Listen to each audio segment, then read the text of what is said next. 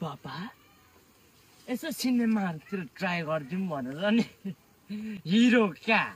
उता नेपालमा हिरोको यसो मुभीहरुतिर पो ट्राई गर्दिउँ कि भनेर नि मेगा स्टार पो होइदिउँ कि भनेर नि हिरोको रोल पो खेल्दिउँ कि भनेर नि उता हजुर मुभी पो हिरोको रोलमा चाहिँ होइन छक्काको रोलमा चाहिँ पाउँछ होला के लगाएको लगायो अच्छा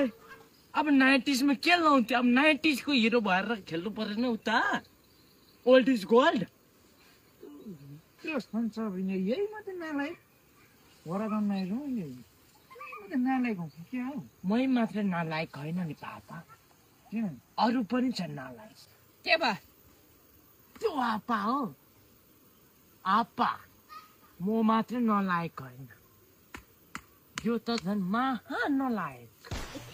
यसले नै हो पापा मलाई जाँडहरू खुवाउनु सिकाउने यही हो सिगरेट तान्नु सिकाउने यही हो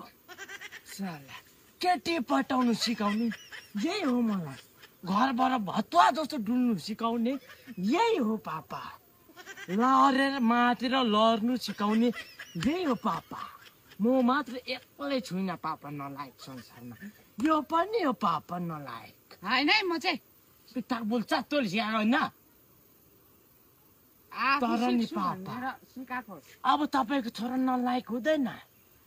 सिनेमामा गएर नायक हुन्छ तपाईँको छोरा नायक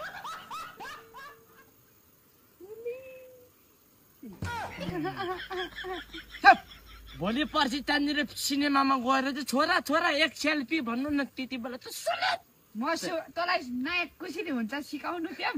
होइन अब हामी एक्सनपट्टि लाग्नुपर्छ हजुर एक्सन दयाल एक दिन मेरो फिल्म टिकटमा हेर्नु पर्छ अन्त होइन साथी तिमीलाई म साइड रोल खेलाउँछु साइड रोल होइन मेन रोल खेलाउँछु पर कल गरेर काइलीलाई 1 किलो झाड चाहिँ छान्नु लगाइहाल त एक लगाएर नायक हुनुपर्छ यस्तो त सानो भइसकेन भन्दैछ बाँकी अहँ बाँकी ठिकै गरौँला नि